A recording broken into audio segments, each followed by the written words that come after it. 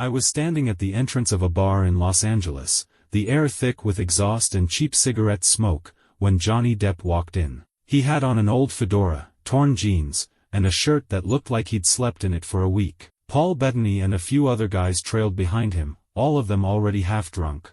I was working the door, so I caught every word they slurred as they crowded the bar. Johnny ordered a whiskey, downed it in one gulp, and started venting. "She's driving me nuts," he said, slamming the glass on the counter. "I'd burn her alive, drown her first so she'd suffer." Paul laughed, clapped him on the shoulder, but I saw something in Johnny's eyes, a glint, a sharpness, that didn't feel like a joke. I didn't think much of it then, figured it was just drunken rambling. Celebrities spew nonsense when they're wasted all the time. A few days later, Tony showed up, a skinny guy with a greasy ponytail and the stench of cigars, always slipping me a couple bucks to skip the ID check. He called himself a fixer, said he handled problems for big names.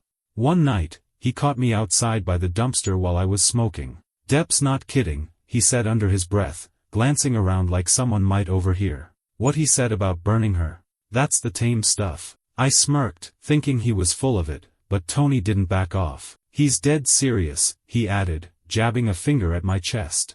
I brushed him off, but something in his voice stuck with me. Time passed, and Johnny's marriage to Amber Heard was falling apart, yelling matches, broken glass, the kind of mess that keeps gossip rags in business. Tony came back, more jittery than before, and pulled me aside after my shift. He said he'd been dragged into something at Johnny's mansion. He described it, Johnny pacing barefoot across a hardwood floor, whiskey bottle in one hand, a beat-up notebook in the other, the room cluttered with guitars, half-finished paintings, and empty bottles. Tony claimed the notebook was packed with sketches, maps, fire symbols, a plan. "She's ruined me," Johnny was muttering. "According to Tony, I'll finish her my way." Tony swore he saw a drawing of Johnny's private island in the Bahamas, marked with arrows and XS, like some kind of setup. I didn't buy it at first. Johnny's a loose cannon, sure, but a schemer? Then Tony kept going. He said he'd dropped off a package for Johnny once, a burner phone, a wad of cash, and a folded map. "He's talking about making her disappear," Tony whispered, his hands twitching. "Take her to the island, one last talk, then she's gone." It sounded crazy, but the way he said it, I started wondering. He wasn't done. Tony claimed he'd tailed Amber one night to a beach house in Malibu. Johnny showed up out of nowhere, drunk off his ass, and they went at it, screaming, something shattering inside, the whole deal. Tony was parked across the street, watching through binoculars, and said Johnny pulled out a lighter, flicking it on and off. "I could burn this place down," Johnny shouted, loud enough for Tony to hear through the cracked window. Amber stormed out, tires screeching as she peeled away, and cop lights flashed soon after. Nothing happened. Johnny stumbled off, the house stayed intact, but Tony was shaken. He was this close, he told me, holding his fingers an inch apart. If the cops hadn't shown, I don't know what he'd have done. I couldn't get it out of my head. Those words, burn her, drown her, weren't just bar talk anymore. They felt like a window into something real, something Johnny was wrestling with deep down. Things escalated from there. Tony said he'd been pulled deeper into Johnny's orbit, running errands, keeping his mouth shut. He told me about a night at the mansion where Johnny was raging, throwing stuff around, the notebook open on a table. Tony peeked at it, said it had a rough sketch of a boat, a dock, and a fire pit, all circled in red ink. Johnny was on the phone, barking orders to someone. "Get it ready," he snapped, "I don't care what it costs."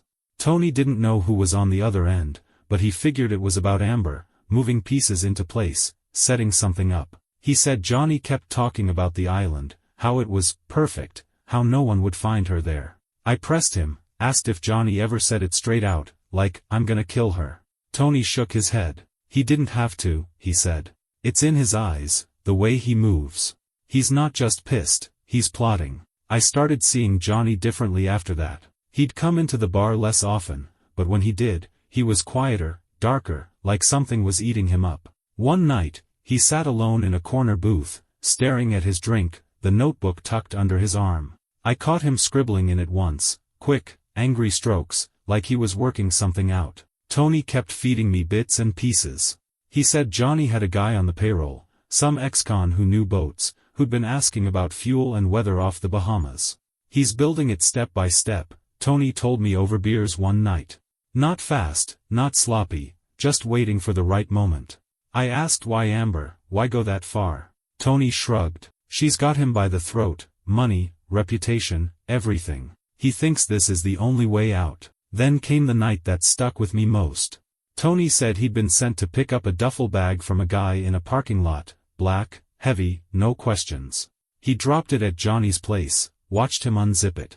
Inside, rope, duct tape, a folded tarp. Johnny didn't say a word, just nodded and handed Tony an envelope of cash. For the boat, he muttered, then turned away. Tony didn't ask what it was for, he didn't want to know, but he told me later, that's not for fishing, man. I felt a chill. Was Johnny really going there?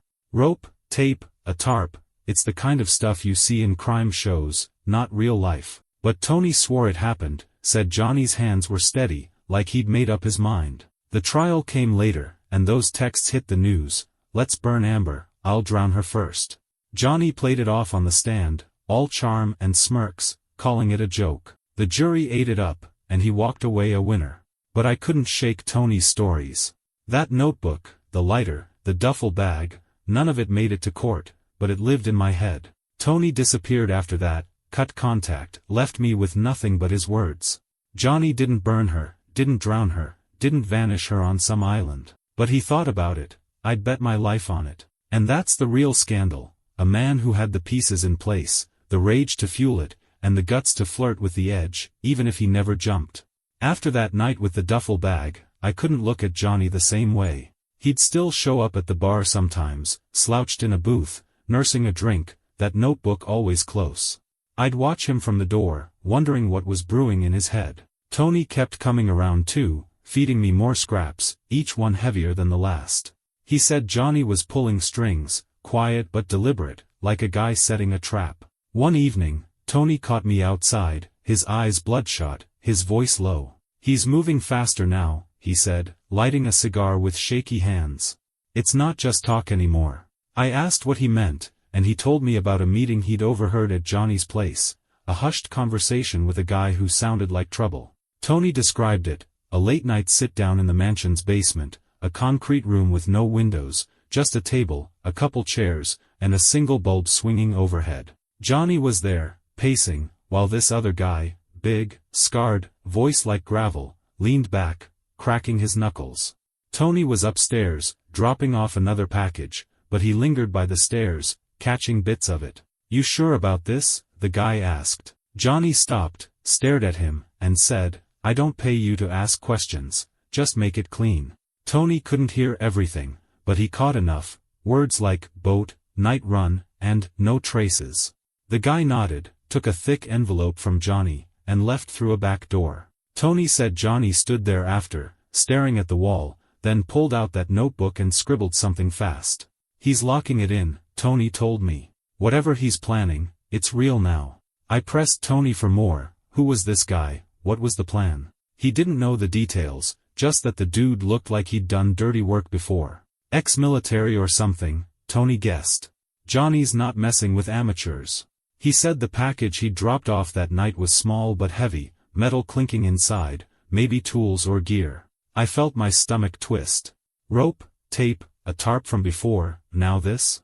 It was starting to add up, and not in a way I could ignore. Tony said Johnny kept mentioning the island, how it was off the grid, how no one would look there. "He's obsessed," Tony muttered. "Thinks it's his way out of this mess with her." Things got weirder after that. Tony told me he'd been sent to a marina one night, a rundown spot on the coast where the boats smelled like diesel and fish. Johnny was there, waiting by a dock, dressed in a dark hoodie, no hat, no swagger, just a guy who didn't want to be seen. Tony handed him a set of keys, said they were for a boat moored at the end, a small rig with no name painted on it. Johnny took them, didn't say a word, just walked off into the dark. Tony hung back, watched him climb aboard, start the engine, and pull out into the water. He didn't even check it, Tony said. Like he'd done it 100 times. I asked where he went, but Tony shrugged. "Out to sea, man. Didn't come back while I was there." I couldn't shake the image, Johnny alone on a boat, middle of the night, with that notebook and a head full of plans. The next time Tony saw him, Johnny was different, calmer, sharper, like he'd figured something out. They met at a warehouse, some empty shell on the edge of town, all rusted steel and broken windows. Tony said Johnny had a map spread out on a crate, pointing at it, talking fast to another guy, this one skinny, nervous, chain-smoking. Tony stayed out of sight, but he heard Johnny say, "It's gotta be quick, load it, drop it, gone." The skinny guy nodded, flicked his cigarette, and asked, "What about the noise?" Johnny smirked, said, "Water swallows everything." Tony didn't know what it was, but he saw them haul a crate onto a truck, wooden, unmarked, big enough for trouble. "That's not art supplies," Tony told me later, his voice tight. "He's moving something heavy, something he doesn't want found." I started digging myself after that, asking around the bar, the streets, anywhere I could get a lead. A bartender I knew, old guy with a limp, said he'd seen Johnny at the marina before, talking to a rough-looking crew, guys who didn't fish for a living, if you catch my drift. He overheard Johnny mention cleaning house, said it stuck with him because Johnny paid in cash, a fat stack, and left fast. Another regular, a dock worker, told me he'd spotted that nameless boat coming back at dawn once, empty, with Johnny at the wheel, soaked and stone-faced. "Looked like he'd been through hell," the guy said. I didn't have proof, but the pieces were piling up, boats, crates, cash, that island. It felt like Johnny was building something, step by step, and Amber was the target. Tony dropped the biggest bomb a few nights later. He said he'd been at Johnny's place again, delivering another envelope, when he saw something that froze him. In the garage, parked next to Johnny's beat-up truck, was a tarp-covered shape, long, narrow, like a canoe or a coffin. Johnny caught him staring, snapped, "Eyes off, Tony, do your job." Tony backed off, but he peeked later when Johnny stepped inside. He lifted the tarp, just a corner, and saw metal, shiny, curved, like a tank or a barrel. Fuel or something, Tony guessed when he told me. Enough to make a fire you'd see from space. I asked why he didn't bail, and he laughed, bitter. "Cash, man. Keeps you stupid." The last time I saw Tony, he was a wreck, bags under his eyes, chain-smoking, talking a mile a minute. He said Johnny had called him to the mansion one more time, handed him a phone, a cheap burner, and told him to wait for the signal. Tony didn't know what it meant, but he heard Johnny on another call, voice low, saying, "She'll come when I ask, then we move." Tony figured it was Amber, lured into whatever Johnny had cooked up. "He's close," Tony said, crushing his cigarette. "Whatever he's doing, it's now or never." I asked if he'd seen her, if Johnny had made a move. Tony shook his head. "Not yet, but he's ready. That boat's loaded, that crate's gone, and he's got that look. It's happening." I didn't sleep that night. Tony's words, the boat, the tarp, it all spun in my head. Johnny didn't strike me as a killer, not outright, but a guy pushed too far. A guy with money, a grudge, and an island no one could find. That's different. The trial came later, and those texts, "Burn her, drown her," hit the airwaves. Johnny laughed it off, won the case, walked free. But I knew what Tony saw, what I'd heard. He didn't do it, not yet, maybe never, but the plan was there, real as the whiskey in his glass. And that's what keeps me up, knowing he was one call, one boat ride, one flick of a lighter from turning words into fire. Tony's last words stuck with me like a bad smell. Johnny was ready, the boat was loaded, and it was, now or never. I didn't see him again after that. He stopped showing up, his phone went dead, and the bar felt emptier without his nervous chatter. I kept my eyes on Johnny, though, watching from the door every time he slunk in, that notebook still under his arm, his face harder each time. I couldn't shake the feeling that something was coming, something big. The air around him was different, tighter, heavier, like a storm about to break. I started asking around more, pushing harder, trying to figure out if he'd crossed that line Tony kept hinting at. One night, I caught a break. A guy I knew from the marina, a mechanic with oil-stained hands and a raspy voice, pulled me aside after a shift. He'd heard me snooping, said he'd seen something odd. "That boat Johnny's got," he told me, wiping grease off his fingers, "it's gone out a few times lately, always at night, always solo." I asked if he'd seen anything on it, crates, gear, anything weird. He nodded. Last time, he had a big bag, heavy, dragging it aboard. Looked like it was fighting him. My gut clenched. Rope, tape, a tarp, now a bag. I pressed him, Did he see Amber, any sign of her? He shook his head. Just him, out and back before dawn. Came in soaked, stinking of fuel. I thanked him, slipped him a 20, and walked away with my head spinning. Johnny was moving, but to where? And for what? I decided to tail him myself. Next time he hit the bar, I clocked out early, borrowed a buddy's car, and followed him. He drove slow, weaving through back streets, ending up at that same marina. I parked far off, headlights off, watching through the dark. He climbed onto the boat, the nameless one Tony talked about, carrying a duffel bag, black and bulging. The engine sputtered to life, and he pulled out into the water, a shadow against the waves. I couldn't follow, not without a boat, so I waited, chain-smoking in the car, eyes locked on the horizon. Hours passed, the sky turning gray, when I saw him come back. He docked, stepped off, no bag this time. His hands were empty, his shirt wet, his face blank. He got in his truck and peeled out. I sat there, heart pounding, wondering what the hell he'd done. The next day, I went back to the marina, poking around. The boat was still there, tied up, quiet. I slipped the mechanic another bill, asked him to check it out. He came back an hour later, pale, wiping sweat off his brow. "There's burn marks on the deck," he said, voice low. "Soot, too, like something went up fast. Smells like gas and something else."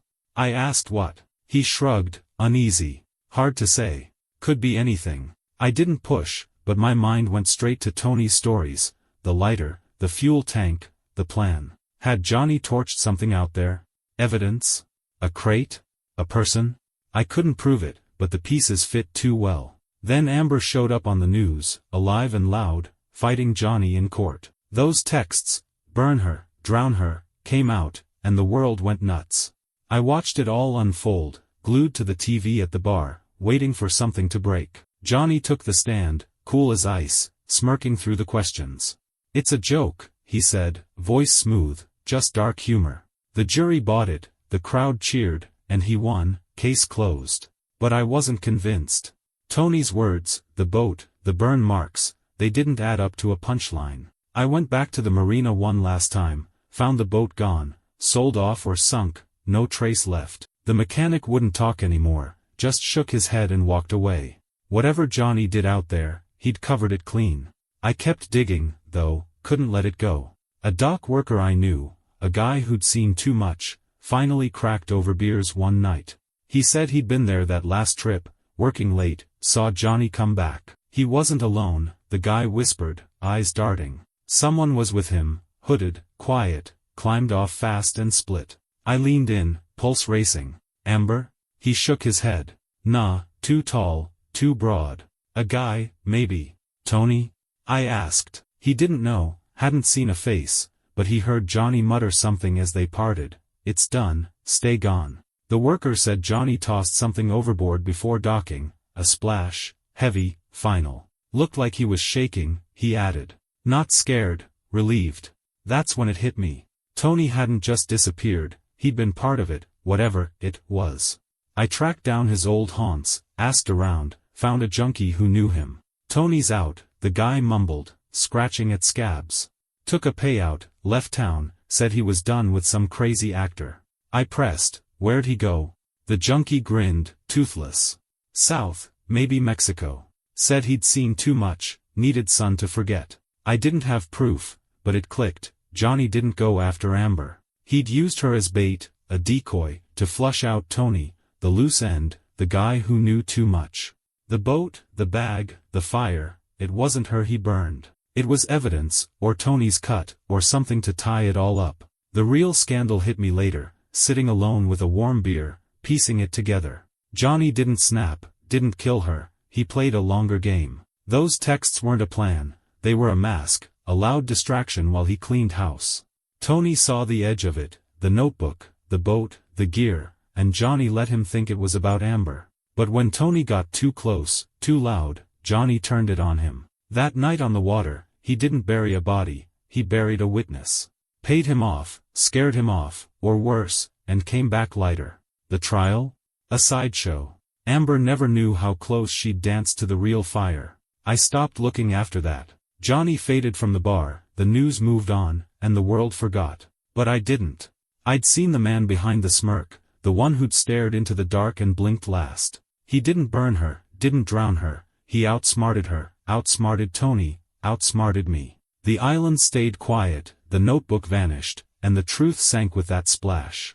Johnny won, not just in court, but out there, where no one was watching. And that's what haunts me, a pirate who didn't need a sword, just a boat, a lighter, and a secret he'd take to the grave. I thought it was over after Tony vanished and Johnny walked free from the trial. The bar got quiet, the boat was gone, and Amber's voice faded from the headlines.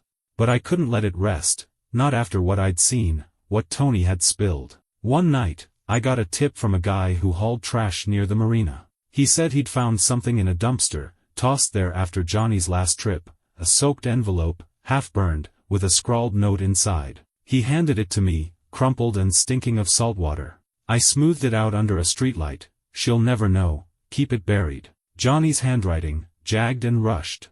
My hands shook. Buried where? And who was she? I went back to the docks, asked around, found a kid who cleaned boats for cash. He remembered Johnny, said he'd seen him that final night, unloading something small, wrapped in plastic, into his truck. Looked heavy for its size, the kid said, like a brick or a box.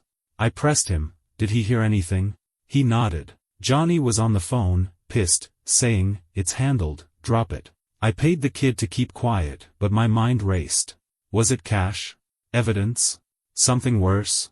I drove to Johnny's last known spot, the mansion, parked far off, and watched. Lights were on, shadows moved, but no Johnny. Then I saw it, a guy I recognized from Tony's stories, the scarred one from the basement, slipping out the back with a shovel over his shoulder. I followed him, heart pounding, to a patch of scrubland outside town. He dug fast, dirt flying, then dropped something in, a metal box, locked tight. He covered it, kicked leaves over the spot, and left. I waited till he was gone, grabbed a stick, and started digging. The box was there, cold and rusted. I pried it open. Inside, a burner phone, a map of the island marked with a red X, and a photo, Amber, asleep, unaware, dated on the back. My breath caught. Johnny hadn't gone after her, but he'd been close enough to snap this, to plan it, to bury it. The phone was dead, but the map showed a spot off the coast, a shallow cove. Had he dumped something there? Tony's payout? Or proof he'd backed off? I didn't call the cops, too many gaps, no hard proof. But I knew, Johnny didn't just win the trial, he'd won the war. Amber was the decoy, Tony the liability, and this box was his insurance. He'd played us all, burned the loose ends, and walked away clean. I buried it back, left it there, and drove off. The scandal wasn't murder, it was control. Johnny didn't need to kill her, he just needed her to think he might. And me? I'm the guy who saw the edge of it, the pirate's last secret, sunk where no one'd look.